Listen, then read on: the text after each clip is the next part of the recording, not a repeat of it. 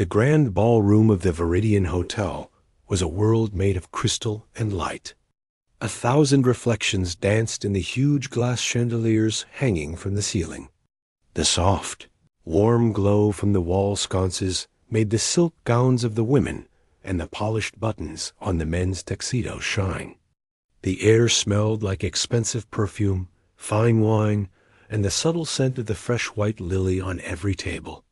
It was the kind of place where people spoke in low, important voices, where laughter was a soft ripple, and every movement seemed slow and graceful.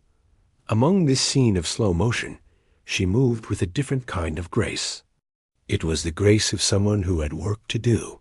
Her name was Alara, and she was a waitress. Her uniform was simple and black, meant to help her disappear into the background. She carried a heavy silver tray filled with long-stemmed glasses, each one holding bubbling golden champagne. Her feet, in sensible black shoes, knew every inch of the patterned carpet. She weaved between guests without spilling a single drop, her eyes always watching, always anticipating when a glass would be empty. The official entertainment for the night was at the far end of the room. A man named Julian Thorne sat at a magnificent, glossy black grand piano. He was famous, known in certain circles for his incredible speed and sharp, clean technique. Right now, his fingers were flying across the keys in a complicated dance, playing a piece that sounded like a waterfall of notes. The music was impressive, no doubt.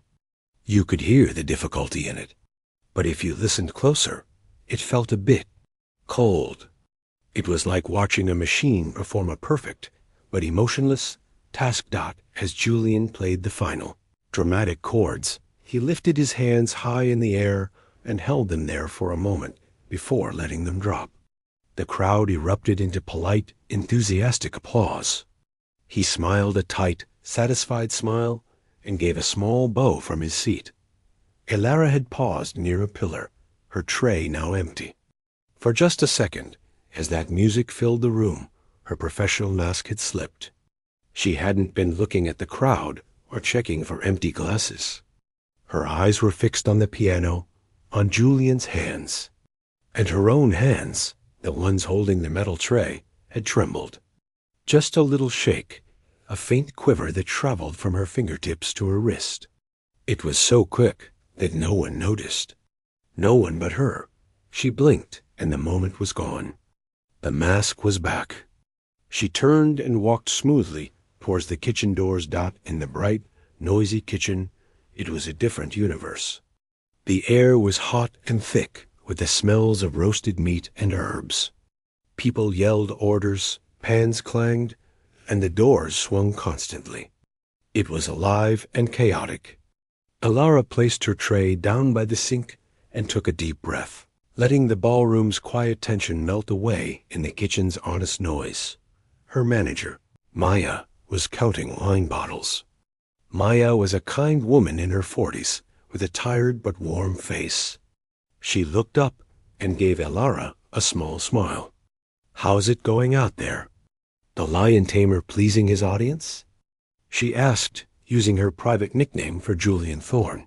"He's playing the St. Saëns," Alara said quietly, wiping her hands on a cloth. Maya whistled softly. "The fast one? Show off." She looked at Alara more closely. "You okay? You look like you've seen a ghost." Alara forced a smile. "I'm fine. Just a long night." But she wasn't fine. The ghost was with her all the time. The ghost was her own past. 3 years ago, Alara wasn't carrying trays. She was the one at the grand piano. As a child, they called her a prodigy. Her name, Alara Vance, was in newspapers. She played in famous concert halls where the air was just as quiet and tense as the Viridian's ballroom. But the stages were bigger, the lights hotter. She could make people cry with a simple melody. She spoke a language made of notes, and it came from a deep, true place inside her. Then, one night, during the most important performance of her life, the language failed. In the middle of a concerto, her mind went blank. The music, which had always been a map in her head, vanished. The notes on the page became strange, foreign symbols. Her fingers froze on the keys. The terrible, waiting silence from thousands of people felt like a physical weight pressing down on her. She ran from the stage, and the story of her breakdown was everywhere the next day. The brilliant young star who had shattered Dot after that. The very thought of sitting on a piano bench in public made her heart feel like a trapped bird beating against her ribs. The stage fright was a monster that lived in her chest. So she disappeared. She chose the Viridian because here she was invisible. Here she was just the efficient, quiet waitress in the black dress. The piano was a piece of furniture she cleaned around. The music was a locked door in her heart, and she had thrown away the key. She picked up a fresh tray of canapes and pushed back through the doors into the glittering quiet. Julian was talking to a small group of admirers now, laughing loudly at something he himself had said. As she passed by, his eyes, sharp and dismissive, flicked over her uniform. She kept her gaze down, focusing on the pattern in the carpet. To him, to everyone here, she was just part of the scenery. A useful thing, but not a person. And that was how she wanted it. It was safer that way. The ghost could stay hidden, and the woman with the tray could just get through the night. The last of the polite applause for Julian Thorne's performance finally faded away, leaving the low murmur of conversation and the clink of glasses. The air in the ballroom felt warm and satisfied, the kind of quiet that follows a well-received speech. Julian stood up from the piano bench, not with a humble bow, but with a slow, deliberate stretch, as if he had just completed a great physical task. He smoothed the front of his tailored jacket and accepted a fresh glass of champagne from a passing server with a nod. That was almost a dismissal. He moved through the crowd like a prince, stopping here and there to accept compliments. A woman in a blue dress touched his arm. "Your technique, it's breathtaking," she gushed. "Thank you," Julian said, his voice a smooth, practiced instrument. "It's not just the notes, you understand. It's the intention behind them. One must have the soul for it." He took a small sip, his eyes already scanning the room for the next person of importance. Across the room, Elara was doing her job. She moved from table to table, her movements quiet and precise. She cleared empty glasses, her hands steady now. The tremor from earlier was gone, buried under the routine of work. At a table near the back, an older gentleman had dropped his napkin. She saw it, bent down smoothly to pick it up, and placed a fresh one beside his plate before he even noticed it was gone. He gave her a kind, absent-minded smile. She returned a small, professional one of her own. This was her world, anticipating needs, staying unseen, keeping the machinery of the elegant evening running without a sound. Julian, his ego stoked by the attention, made his way back towards the piano. He didn't plan to play again so soon, but he enjoyed standing near the instrument, reminding everyone of his connection to it. His gaze swept over the staff, tidying up. It was a look of casual ownership, as if the people in black uniforms were just another feature of the room. Like the potted plants, his eyes landed on Elara. She was the one who had paused earlier during his etude. He remembered the look on her face, not the usual blankness of a busy worker, but a focused, almost painful attention. It had irritated him then, and it amused him now. Who was she to listen so intently? What could a waitress possibly understand about the landscape he had just painted with sound? A cruel idea, born of boredom and a deep-seated need to feel superior, took shape in his mind. It would be a little joke, a moment of light entertainment for his admirers, and a reminder of the vast canyon that lay between an artist, like him, and everyone else. He picked up the small microphone near the piano. A sharp tap-tap echoed through the room, cutting through the conversations. All heads turned towards him. "Ladies and gentlemen, Julian began, his voice oozing a false, warm charm. "Thank you again for your generous appreciation. Music, as you know, is the universal language." He paused, letting his eyes drift over to where Ilara was now frozen, a dirty plate in her hand. "It touches everyone, even those who serve us." A few people chuckled politely, unsure of where this was going. Maya, who had been arranging a dessert tray on a side table, stiffened. Her eyes darted to Ilara, a knot of dread forming in her stomach. Julian gestured towards Ilara with an open hand, a mocking smile playing on his lips. "You there? Yes, you with the plate. I saw you listening earlier. You seemed quite moved." Every single eye in the ballroom now fixed on Ilara. She felt the heat of their stares like a physical force. The plate in her hand suddenly felt impossibly heavy. She wanted to melt into the floor, to become part of the carpet's pattern. The old familiar panic began to whisper at the edges of her mind, a cold trickle in her veins. Julian's smile widened. He was enjoying this. "Tell me," he continued, his tone taking on a fake, teacher-like quality. "During my last piece, did you happen to notice the use of the fermata? The held pause before the final movement? Or perhaps," he let out a light, condescending laugh, "to you, is fermata just a fancy type of pasta?" This time, the laughter from the crowd was louder, more nervous. Some people laughed because they were uncomfortable. Others laughed because they wanted to be on Julian's side, to show they were in on the joke. The sound was like a swarm of bees to Ilara. Her face burned.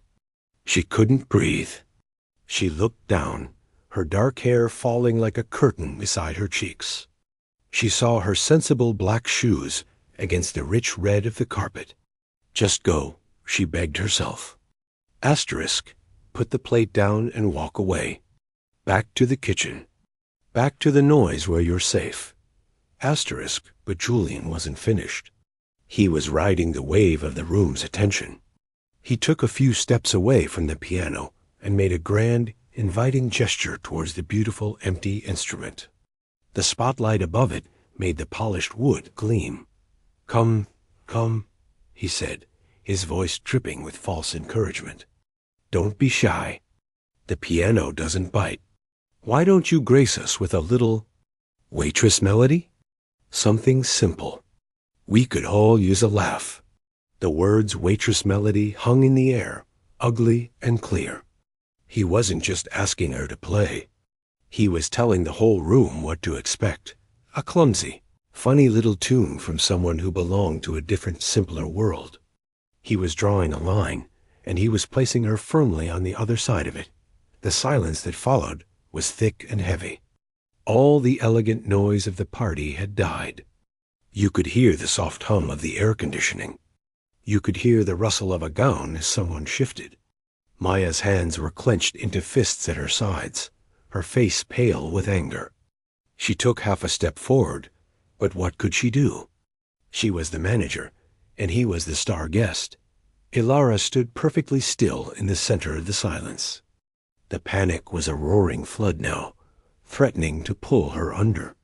She saw the blur of faces, all waiting. She saw Julian's smug, expectant expression.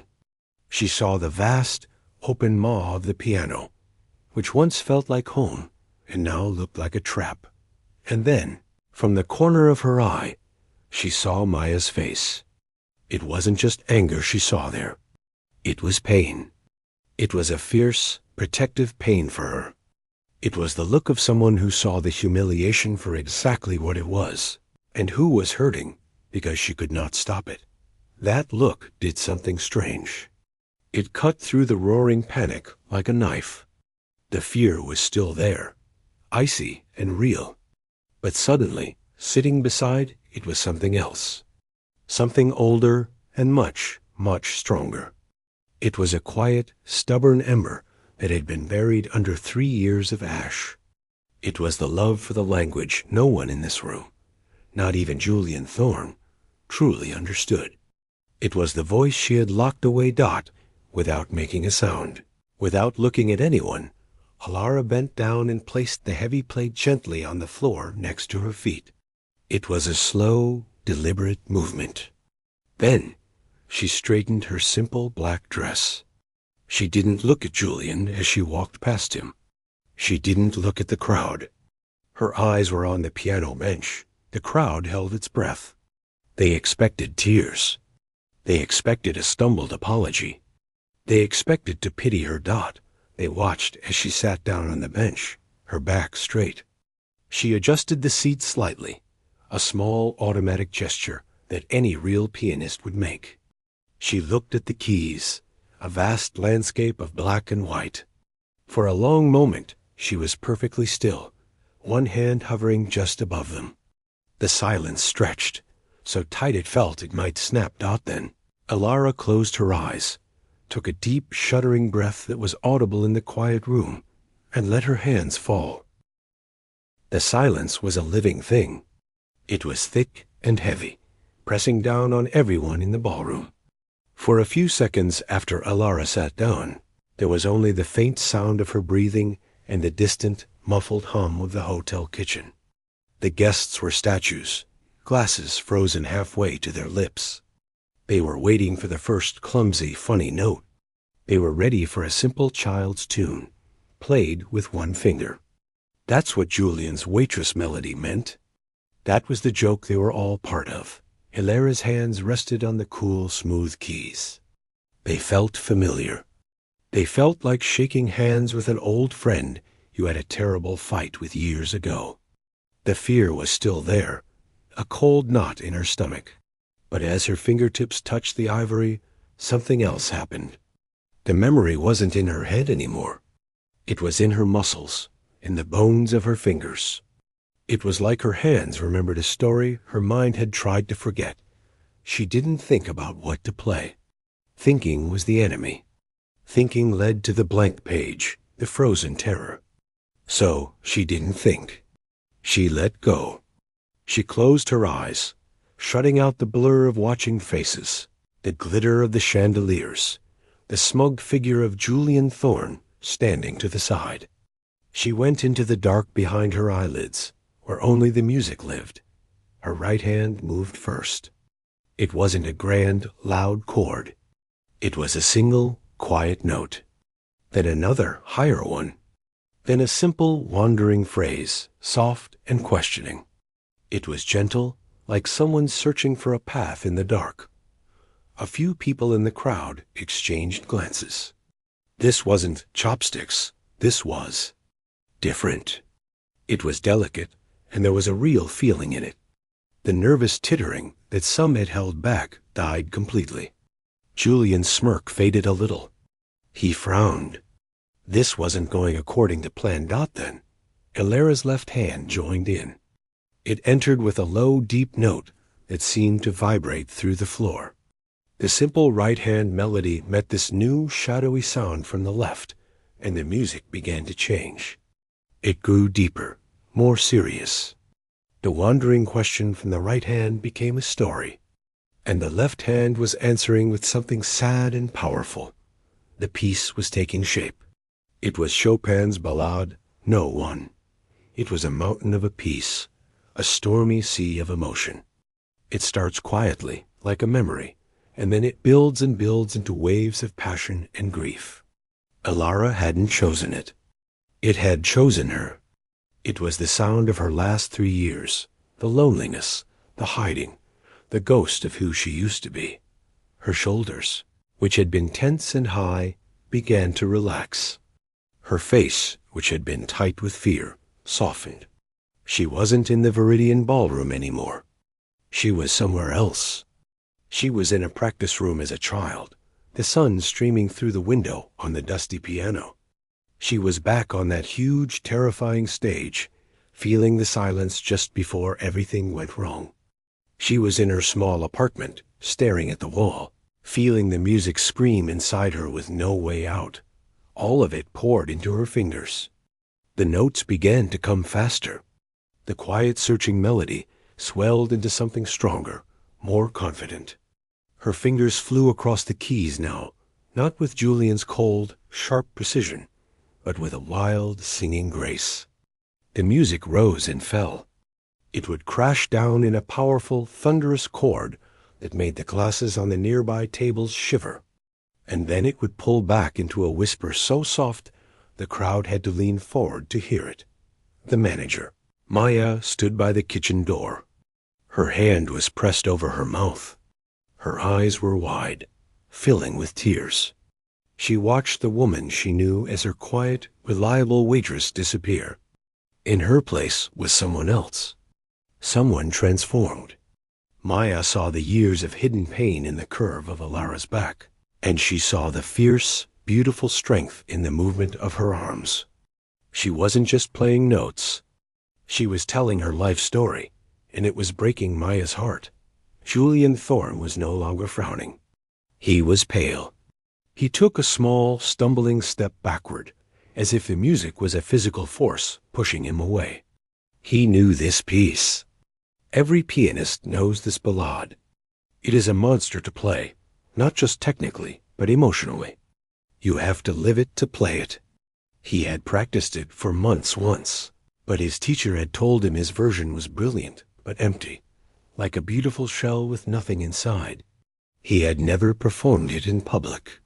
He was too afraid of that criticism, and here was a waitress in a black uniform, playing it from a place so deep and real it stole the air from the room. He heard the technique. It was flawless, maybe even better than his own. But more than that, he heard the soul, the very thing he had joked about minutes before. The shame washed over him, hot and sickening. The crowd was utterly lost in it. The woman in the blue dress who had praised Julian was crying, silent tears making tracks through her makeup. The older man whose napkin Alara had picked up was leaning forward, his mouth slightly open, his whole being focused on the woman at the piano. No one was thinking about the fancy food or the expensive champagne anymore. They were witnessing something rare and true. The joke was over. The line Julian had tried to draw between artist and help had been completely erased by the beauty pouring from the instrument. Alara reached the final, furious climax of the piece. Her whole body was involved now, moving with the storm of the music. It was a cascade of notes, a whirlwind of sound that seemed impossible for two hands to create.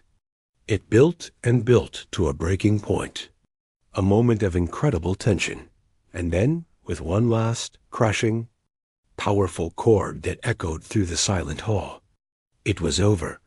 Her hands fell from the keys and landed softly in her lap. The last sound hung in the air, vibrating, and then faded into nothing. The silence returned. But it was a different silence now. It wasn't the quiet of waiting for a joke.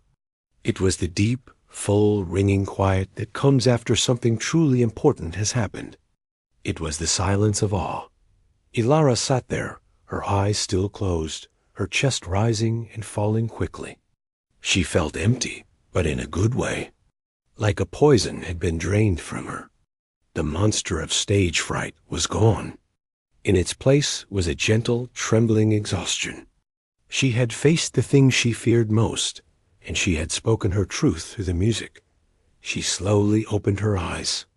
The bright lights of the ballroom came back in a blur. She saw the crowd, still on their feet, still silent. She saw Maya crying by the door. She saw Julian Thorne, looking small and shattered near the pillar. For a long moment, no one moved. No one knew what to do. Clapping felt wrong. It felt too cheap, too small for what they had just felt. Then, from the back of the room, someone began to stand up. It was the older gentleman. He didn't clap. He simply stood, his hand over his heart. Then the woman next to him stood. Then another and another. All through the ballroom, people rose silently to their feet. It wasn't a roaring ovation. Not yet. It was a quiet, standing tribute. A recognition. Alara looked out at the sea of standing people, their faces filled with emotion. The ghost was gone. She was finally, completely seen. The final, thunderous chord seemed to hang in the air forever, vibrating in the crystal of the chandeliers and in the chest of every single person listening. When the sound finally faded, the quiet that followed was thick and full. It wasn't empty. It was a quiet loaded with feeling, like the moment after a lightning strike, when the air itself feels charged. Alara's hands lay still in her lap. They felt light, almost as if they might float away. The terrible, familiar trembling was gone. In its place was a deep, echoing hum, like the strings inside the piano were now inside her bones. She kept her eyes closed for a few more seconds, listening to the sound of her own heart, which was beating strong and steady, not with panic, but with a kind of tired triumph. When she finally opened her eyes, the bright ballroom swam back into view. And what she saw made her breath catch. No one was sitting down. Every single person in the room was on their feet. They weren't cheering yet. They were just standing in complete silence. The woman in the blue dress had tears streaming freely down her face, not bothering to wipe them away. The older man was nodding slowly, his expression one of deep respect. All the bored, polite masks the crowd had worn all night were gone. In their place was raw, open wonder. Then, as if someone had turned the sound back on, the applause began. It didn't start with a clap. It started with a gasp, a collective release of breath. And then the clapping came, not the polite patting from before, but a loud, roaring wave of sound. It crashed over her, warm and overwhelming. People weren't just clapping with their hands. Their whole bodies were in it. Some were shouting, "Bravo!" The word echoed from the high ceiling. Alara just sat on the bench, feeling small under the storm of noise. She looked down at her simple black waitress dress, then at the magnificent piano. The two things didn't belong together, and yet, in this moment, they made perfect sense. She had bridged the gap between them. Her eyes found Maya, still standing by the kitchen door. Maya's hands were clasped together under her chin, her face wet with tears. But she was smiling a huge wobbly smile, her shoulders shaking with happy sobs. She gave Alara a tiny, fierce nod. It was a nod that said, "Yes, this is who you are." And then Alara's gaze drifted to the side, to where Julian Thorne stood. He was not clapping. He had not stood up.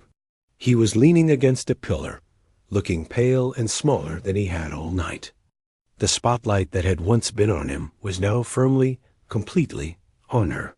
He wasn't looking at the crowd.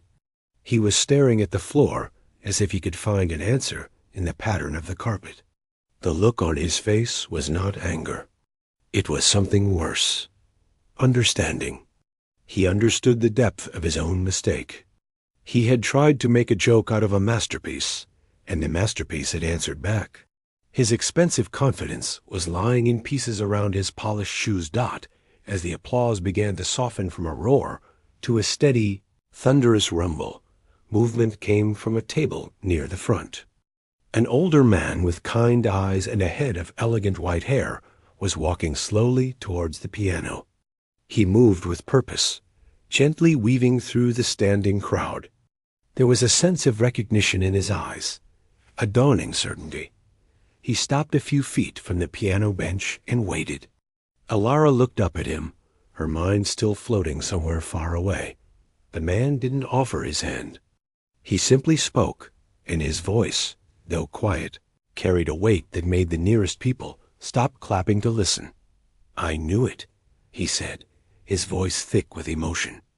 "The moment you reached the middle section, the phrasing, it was unmistakable. Alara Vance." Her name, her real name, spoken in that room, felt like a key turning in a lock she had long forgotten. She hadn't heard it out loud in a public place for 3 years. It didn't sound like a ghost's name anymore. It sounded solid. It sounded like her. She gave a small, almost imperceptible nod. A murmur ran through the part of the crowd that heard him. Vance? Someone whispered. The pianist? The story of the prodigy who vanished was not unknown in these circles. The older man's eyes grew brighter. I was at your debut in the city, years ago. You played a Chopin nocturne that made my wife cry. We followed your career. We all wondered what happened to you. He took a step closer, his voice dropping, meant only for her. That was not just a performance. That was a homecoming. He reached into the inside pocket of his beautifully tailored jacket and pulled out a simple, elegant business card. He held it out to her. She looked at his hands. They were the hands of an older man, but they looked strong. She slowly reached out and took the card. She glanced down. The card had only his name, a phone number, and 2 words, concert promoter. My dear, he said, and now his own eyes were shining. What you have, what we just witnessed, you cannot hide that again. The world needs to hear it. When you are ready, if you are ready, you call me. He didn't press her. He didn't ask for anything else. He just gave her one more look of profound respect, then turned and melted back into the crowd, which was now buzzing with excited conversation. Alara looked down at the card in her hand. The thick, creamy paper felt real. This was not a dream. The noise of the room started to come back to her, the chatter, the lingering applause, the questions being asked. She felt exposed, like a creature that had been living in the dark, suddenly brought into bright sunlight. She needed to move. She couldn't just sit here anymore. Carefully, she stood up from the piano bench. Her legs felt shaky, like they might not hold her. As she turned, the crowd near the front parted for her, creating a path. People reached out gently to touch her arm as she passed, not to stop her, but to connect. Thank you, a woman whispered. Incredible, a man breathed. She walked past Julian Thorne. He finally looked up. Their eyes met for a brief second. In his, she saw no mockery, no cruelty. She saw only a hollowed-out shame, and something that might have been a plea for forgiveness, or maybe just a deep, painful understanding of his own smallness. She didn't say anything. She just walked by Dot. She pushed through the swinging door into the kitchen, and the world changed again. The bright, harsh lights, the clang of pots, the shout of a cook. It was so normal, so loud, so completely different from the sacred quiet she had just left. And then Maya was there. She didn't say a word. She just opened her arms. Alara walked into them, and Maya held her tight, a solid, warm anchor in the sudden storm of everything. Alara buried her face in Maya's shoulder, and for the first time, she started to shake. Not with fear, but with the release of a pressure that had been building inside her for 1,000 days. You? Maya whispered into her hair. Her voice choked. You unbelievable, wonderful, secret-keeping genius. She pulled back, holding Alara by the shoulders, looking at her tear-streaked face. What do you need? What do you want to do? Alara took a deep, ragged breath. She looked at the kitchen door, behind which was a ballroom full of people who now knew who she was. She looked down at the business card, still clenched in her hand. She thought of the piano, which no longer felt like a trap, but like an old friend she had finally made peace with. I don't know, Alara said, her voice hoarse from emotion and disuse. I need a minute. But as she said it, she knew it wasn't true. She didn't need a minute to hide again. She needed a minute to figure out how to step back out into the light, this time as herself. The ghost was gone. Only the woman remained. The kitchen was a fortress of familiar noise. The sharp sizzle from the grill, the metallic clang of a pan hitting the counter, the cook's loud call for an order. These sounds wrapped around Alara like a blanket. They were real, they were normal, and they were blessedly loud enough to drown out the roaring in her own ears. Maya held her tightly, and for a long moment, Alara just let herself be held. She let the solid, practical reality of the kitchen steady her. Finally, she took a step back, wiping her cheeks with the heels of her hands. She saw her reflection in the shiny surface of a food warmer. A woman in a waitress uniform, her eyes wide and bright, looking like she'd just been pulled from the sea. Maya handed her a glass of water. "Drink," she said, her own voice still shaky. "You look like you've been to the moon and back." Alara drank. The cold water felt like truth on her tongue. She could still feel the imprint of the piano keys on her fingertips. "What happens now?" Maya asked softly, nodding towards the closed door to the ballroom. "There's a room full of people out there who just had their minds blown, and one very famous pianist who probably wants to crawl into a hole." Alara looked at the door. For 3 years, that door had been the boundary between her hidden life and the world that had hurt her. Now, the world on the other side didn't feel so threatening. The monster she feared, the judgment, the shame, the silence had already happened. And she had survived it. She had, in fact, conquered it. "I don't have to go back out there as a waitress," Alara said slowly, the realization dawning as she spoke the words. "No, honey, you really don't," Maya said with a watery laugh. "I think your tray-carrying days are officially over, in the most spectacular way possible." Alara looked down. She was still holding the business card. The concert promoter's name was embossed in simple, elegant letters. It wasn't a demand. It was an invitation, a choice. She took another deep breath. "I think I need to go home. I need to be quiet for a little while." Maya nodded immediately. "Of course. You go. I'll handle everything here. I'll tell the manager you're unwell. Which," she added, "is technically true. You just performed heart surgery on yourself in front of 200 people. Alara managed a small, real smile. She started to unclip her waitress apron. The simple act felt huge. As she folded the black fabric, she was folding away a costume. She was putting away a person she didn't need to be anymore. "Will you be okay?" Maya asked, concern flashing in her eyes.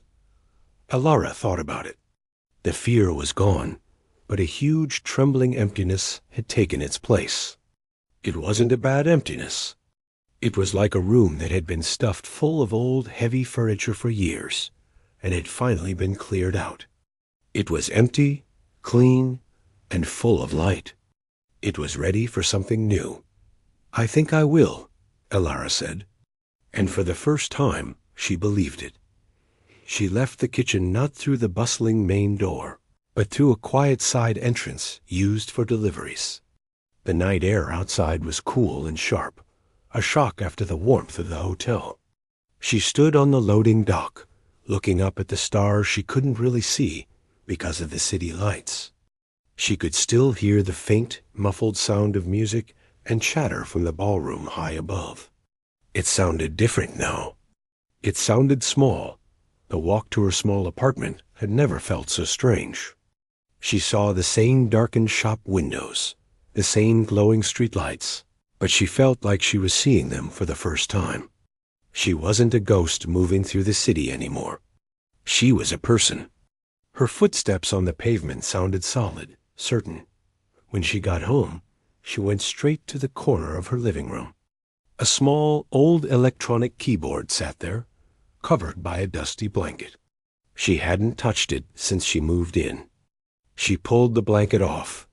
She plugged it in. She turned it on. A little green light-glowed dot. She sat down on the wobbly stool and placed her fingers on the cheap plastic keys. They felt nothing like the Steinway. The sound that came out was thin and tinny. She didn't play Chopin. She didn't play anything from memory. She just pressed a single key, then another. She played a simple, slow, wandering melody of her own making. It was a question. It was an answer. It was the sound of someone finally coming home to a quiet house and being glad to be there. Asterisk, asterisk, asterisk, the next morning. The world had found out. Maya had called her early, her voice buzzing with excitement. Check the news online. It's everywhere. A guest at the party had filmed the whole thing on their phone. The video was blurry and shaky, but the audio was clear. You could hear Julian Thorne's mocking voice, the terrible silence, and then the wave of Alara's music washing it all away. The video had a title, asterisk, asterisk, Waitress humiliates famous pianist with breathtaking performance. Asterisk, asterisk, it had 1 million views already. Her phone buzzed non-stop for a while. Numbers she didn't recognize. Emails flooded an old account she hadn't used in years. There were interview requests, offers from talent agents, messages from old teachers and colleagues who had seen the video. Their words full of joy and wonder. She read a few. Then she put the phone on silent. She made herself a cup of tea and sat by the window. The sun was coming up, turning the buildings gold. She thought about the concert promoter's card, which was now sitting on her kitchen table. 3 years ago, an offer like that would have sent her into a spiral of anxiety. It would have felt like a cage. Today, it felt like a window she could open if she chose to. She wasn't Alara Vance, the broken prodigy. She wasn't Alara, the invisible waitress. She was just Alara, a woman who had been through a storm and found, on the other side of it, that she still knew how to speak her own language. Later that afternoon, she went for a walk. She passed by the Viridian Hotel. She didn't go in. She just looked at its grand entrance. She thought of the piano inside, and she felt no fear, only a distant fondness, like for a place where something important had once happened. She kept walking. She walked until she found a small, quiet music store in a part of the city she didn't usually visit. A little bell rang as she opened the door. The air smelled of old wood and resin. An elderly man looked up from behind a counter where he was fixing a violin. "Can I help you?" Alara walked over to the back of the store. There, in the corner, was a used upright piano. It was scratched. The wood was dull. It was nothing special. She sat down on the bench. She played a few chords. The sound was warm, a little out of tune, but full of character. "How much for this one?" she asked. The man peered at her over his glasses, then named a price. Alara nodded.